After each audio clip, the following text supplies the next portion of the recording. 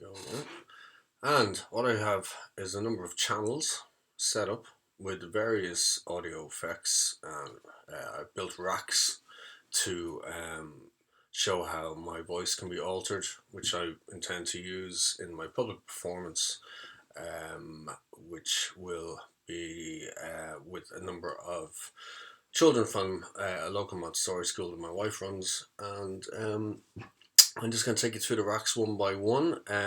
As you can see here, I have a vocoder set up on this audio rack, and I have it linked to, first of all, I linked it to the external, and then I linked it to this analog synth that I have set up here on my MIDI track.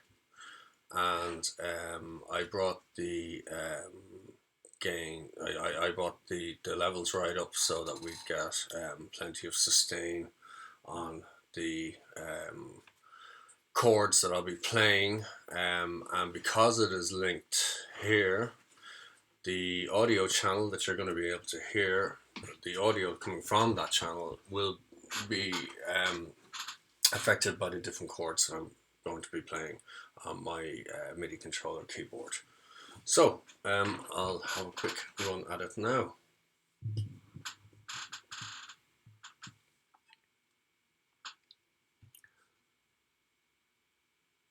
This is what I sound like dry.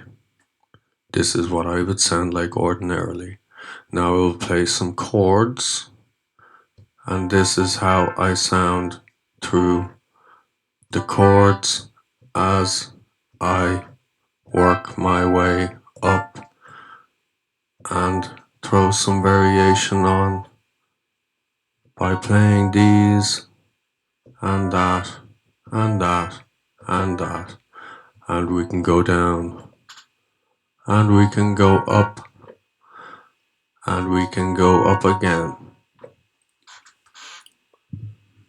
Yeah, so basically the way I have it set up here is with the I brought the gate right down to -50 so that although you can still see it's picking up certain reflections from my voice, you really need to go right up to the microphone in order to be able to hear anything coming through. So that's going to be handy.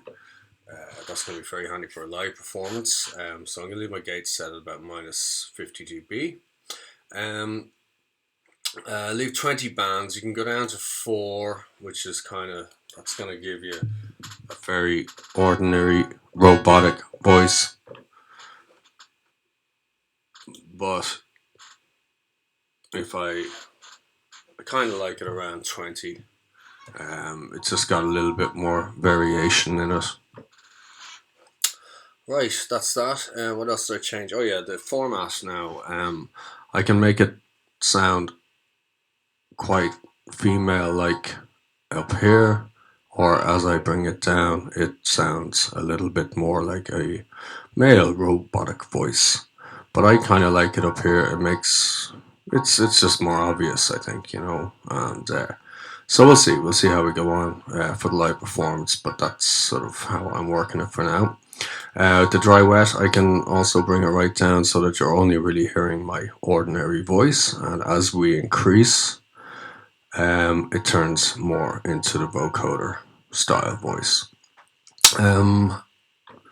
Right, well that's I'm going to leave that for that now.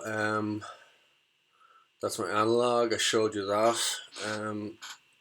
So what I've also set up here are, and I'm going to switch to this view, and what I'm going to do is show you now. I'm going to play this on a loop, and it's basically my voice I recorded, and I have multiple effects to make my voice sound differently, which I plan to bring into my public performance. I'm going to have the kids or maybe some of the parents talking into the microphone. I'm going to alter their voice and make it sound kind of cool and funky, and hopefully be a bit of fun for the kids as well. So here it is, dry. What I intend to do is alter my voice. What I intend to do is alter my voice. This one, I haven't quite decided what I'm going to call it yet. I don't really know. It's sort of like a space echoey type of thing. But anyway, here is my audio. Oh yeah, and I should obviously this is dry, so it doesn't have any effects on it. So the next one, this is what I'm calling miscellaneous at the moment. Here's the rack. I'm just going to play it for you now. What I intend to do is alter my voice. What I intend to do is alter my Oh no, voice. that's still the dry. What I Sorry. intend to So do here is is alter my the. voice. What I intend to do is alter my voice. What I intend to do is alter my It's voice. kind of like What I intend to do. that one's kind of outer spacey kind of thing. Okay, here's the one I like to call Demon. I'll play this one now. And what I did with Demon was I added. I haven't really messed with the EQ yet, but I'm going to leave it in there because I probably will. I have a flanger effect, a pitch, a chorus, and just a filter then on the end. So here's what this sounds like.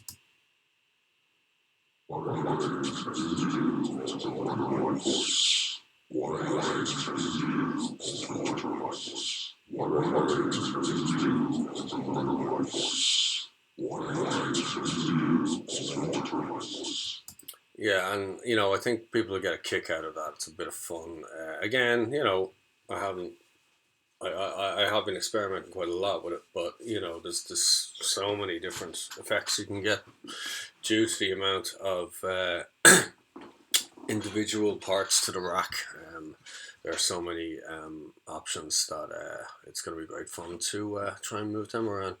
Okay, we had the demon. This is now my female voice. If I want to try and change a voice, a male voice into a female, we'll see how that turned out. Well, what I intend to do is alter my voice. What I intend to do is alter my voice. Well, what I intend to do is alter my voice. What I intend to do is alter my voice. So that one needs a bit of work, let's face it. The chipmunk, kind of like it's just a filter delay. It's very simple to work, and but it's very effective. So you'll hear it now. Well, what I intend to do is alter my voice. What I intend to do is alter my voice. What I intend to do is alter my voice. What I intend to do is alter my voice. So as for the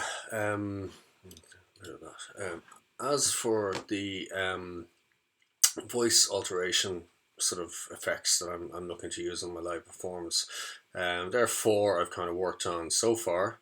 I do intend to obviously add some more stuff in, mess around with that a lot more, and try and fine tune it, and hopefully maybe make the kids I'll be working with sound older, make their parents sound younger, make them sound like chipmunks, that kind of thing, just to add a bit of fun into it.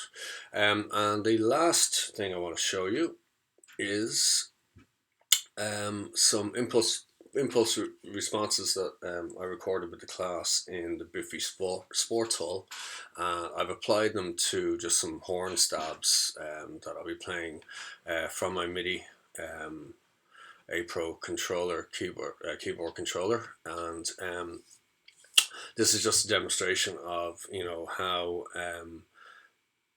effective a convolution reverb can be, and I would certainly intend to use it at some stage, maybe throughout my live performance if I'm recording a song with the kids. I think these effects are really, really nice. So I'm going to play you the dry one now. Or should I say I'm going to play it through my MIDI keyboard. So that it is. There it is, dry. So now I'm going to pull up my reverb here. So here we have Sports Hall from a kind of middle distant We were about a quarter of the way down the hall when we recorded this impulse response. So now you can hear it. Ooh, let's turn that down a bit. So you can hear the tremendous reverb right there. And then we did one from the very back of the hall, and a very wide angle, and this is what this sounds like.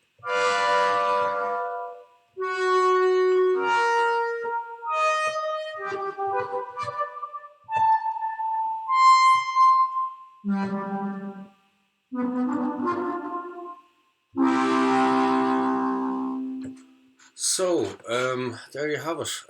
They are some of my experiments and rehearsals to date. I will be adding more as we go along. I'm going to review what I have now between now and my performance, and do some rehearsals with the kids and that kind of thing. So yeah, I'm actually really looking forward to this. I hope I haven't waffled too much and you've enjoyed my short demonstration of my work so far. Thank you.